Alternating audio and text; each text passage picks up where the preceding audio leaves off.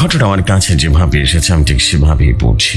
আসসালামু আলাইকুম প্রিয় জসু ভাই এবং ভৌতিকতার সকল লিসনার্সগণ, আশা করি আল্লাহর অশেষ রহমতে আপনার সবাই অনেক ভালো আছেন এবং সুস্থ আছেন। ভৌতিকতা পাঠানো আমার এটা প্রথম ঘটনা। আশা করি আপনাদের অনেক বেশি ভালো লাগবে এবং ভয় ভীতি সাসপেন্স উপভোগ করতে পারবেন। ঘটনায় যাওয়ার আগে আমার পরিচয়টা দিয়ে নিই। আমার নাম মোহাম্মদ রায়হান হোসেন রনি। আমার বাসা বিভাগ সিলেট এবং মৌলভী জেলার কোনো এক গ্রামে। ঘটনার আগে একটা কথা বলতে চাই প্রিয় জসু ভাই, আপনার কণ্ঠ কোনো তুলনা হয় না, অতুলনীয় এক কণ্ঠ। আপনার কণ্ঠে ঘটনা শোনার আগ পর্যন্ত চোখে ঘুমিয়ে আসে না। লাইভে কখন ঘটনা শুনতে না পারলেও ডাউনলোড করে শুনতে হয়, কেন জানি না, একটা নেশা হয়ে দাঁড়িয়েছে। সত্যি ভাই, আল্লাহ আপনার কণ্ঠে জাদু দিয়েছেন ভাই। আমার পাঠানো এই প্রথম ঘটনা, ভুল ত্রুটি হলে ক্ষমা সুন্দর দৃষ্টিতে দেখবার অনুরোধ রইল।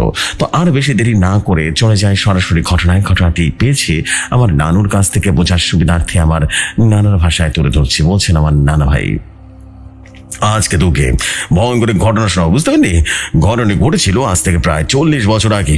একদিন দুপুরে আমি ছোট ওই যে ভুট্টা খেতে পায়চারি করছিলাম, হঠাৎ করে দেখি দূর থেকে একটা লোক রীতিমতো দৌড়ে আসছে। আমি ভাবলাম হয়তো বা কোনো দরকারে এসছে, তাই আমিও একটু এগিয়ে গেলাম। গিয়ে দেখি এটা তো জমির ভাই। আমার আশেপাশে দাঁড়িয়ে হাঁপাতে হাঁপাতে বললেন, জমশেদ ভাই নাকি?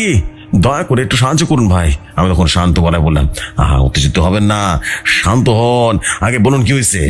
না বলে বুঝবো কেমনে? তখন জমির ভাই বলতে শুরু করলো।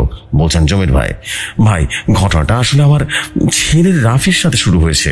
প্রতিদিনের মতো ঘুম থেকে উঠে আমি কাজে চলে যাই, আর কাজ করে বাসায় এসে দেখি আমার ছেলে রীতিমতো পাগলের মতো আচরণ করছে। কখনো কাঁচা মাছ চিবোতে থাকে, কখনো নিজের হাত চিবোতে থাকে, কখনো রক্ত চুষে চুষে খেতে থাকে। তখন আমি রাফির মাকে জিজ্ঞেস করলাম, এসব কি করছে? তখন রাফির মা আমাকে বললো, আমি জানি না, আমি রান্না করছিলাম। হঠাৎ শুনি রীতিমতো গরম গরম করে রীতিমতো কি যেন চিবানোর আওয়াজ। বাইরে এসে দেখি আমাদের রাফি পেছনে মুখ দিয়ে রীতিমতো কি যেন খাচ্ছে। তখন আমি বললাম, বাবা রাফি, এখানে কি করছো? এই ভোর দুপুরবেলা কি করছো? ঘরে আসো, বাবা নাস্তা খাবে। আমার কথা শুনে রাফি আমার দিকে রীতিমতো ঘুরে তাকালো, আর আমি তখন যেটা দেখলাম সেটা দেখার জন্য প্রস্তুত ছিলাম না। আমি দেখি রাফি একটা আস্ত মুরগি সেটা ধরে ধরে খাচ্ছিল। আমি রীতিমতো লক্ষ্য করলাম তার ঠোঁট বেয়ে তার রক্ত বেরোচ্ছিল, আর আমাকে বলছিল, খাবি? আয়, তাজা রক্ত খা, খুব মজা, খা। এই বলে ভীষণ ভাবে হাসছিল, বিভৎস এক হাসি দিল।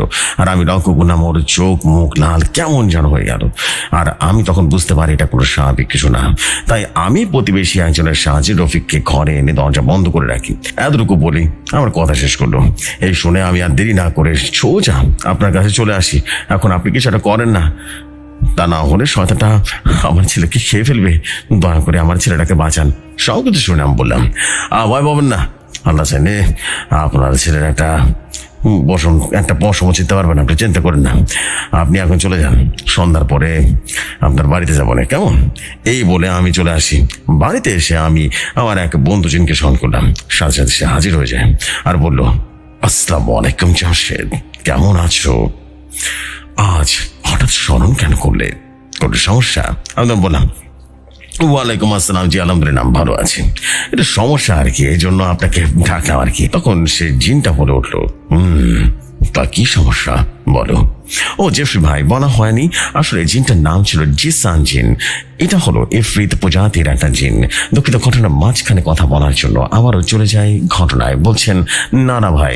তারপর আমি জমির ভাইয়ের ছেলে রাফির কথা জানলাম এবং বললাম যে একটু খোঁজ খবর নিয়ে দেখুন তো। তখন জিসান আমার কথা শুনে কিছু সময় চাইলো আর আমাকে সালাম জানিয়ে চলে গেল।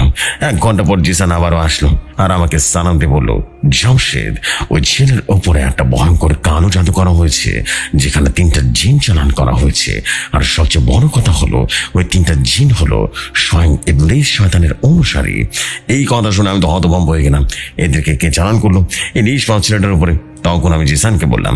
জিন আরো বলে উঠলো, আসলে জামশেদ এই কার্যটা করেছে ছেলেটির ফুফু, তার নিজের কোন সন্তান নেই, আর রাফি ছিল তার বাবা মায়ের একমাত্র সন্তান।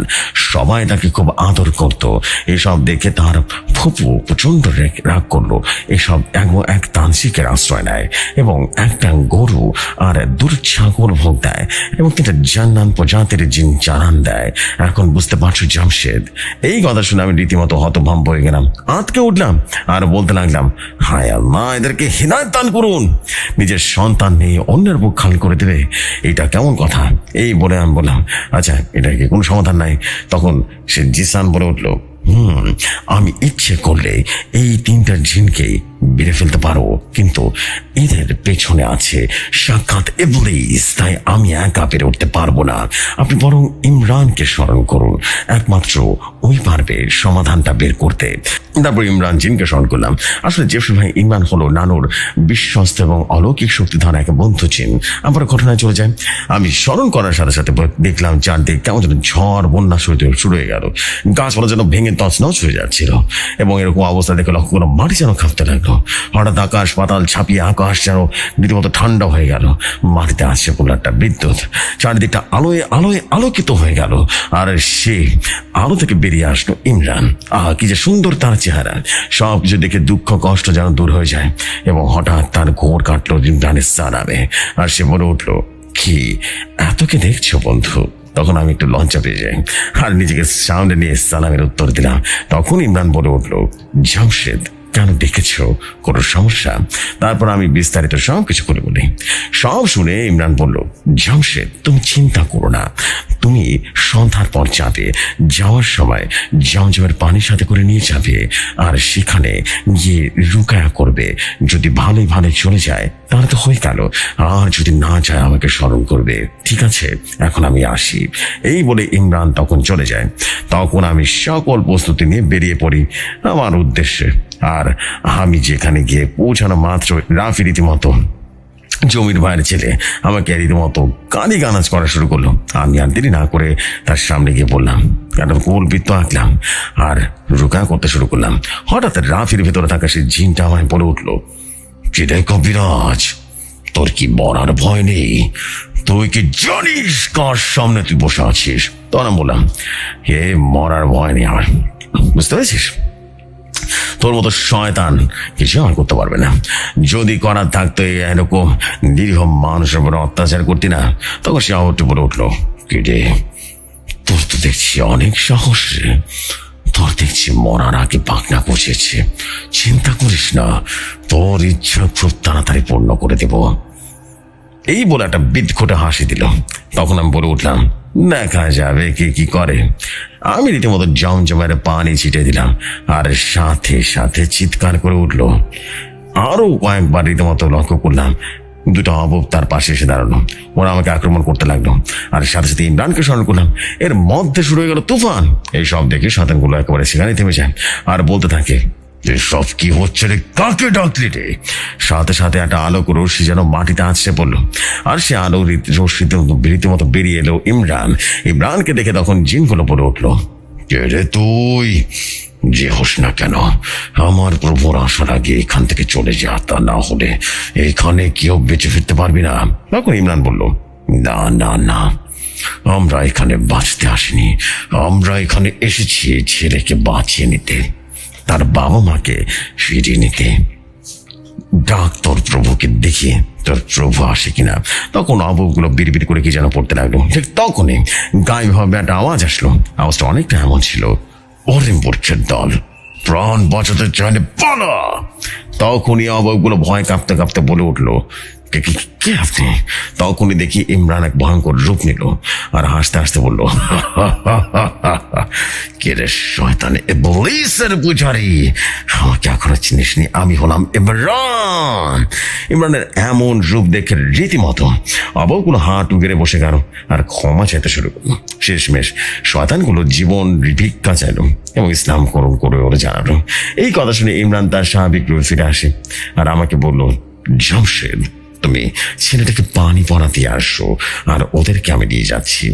আমি যেন এখানে তাকিয়ে দেখলাম, বাপ রে বাপ, এতগুলো ভয়াবহতার মধ্যে তখন ইমরান আমার দিকে তাকিয়ে একটা মুচকি হাসি দিয়ে চলে যায়।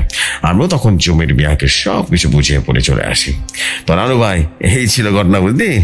তো প্রিয় যশু ভাই, এই ছিল ঘটনা। যদি ভালো লাগে তবে শেয়ার করবেন, ভুল ত্রুটি হলে ক্ষমা সুন্দর দৃষ্টিতে দেখবেন।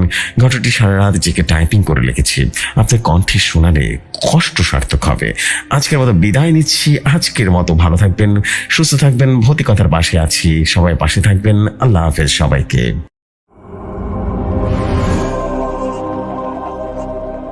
এমন সব ভৌতিক ঘটনা শুনতে ভৌতিক কথায় সাবস্ক্রাইব করে পাশের বেল বাটনটি প্রেস করে দিন।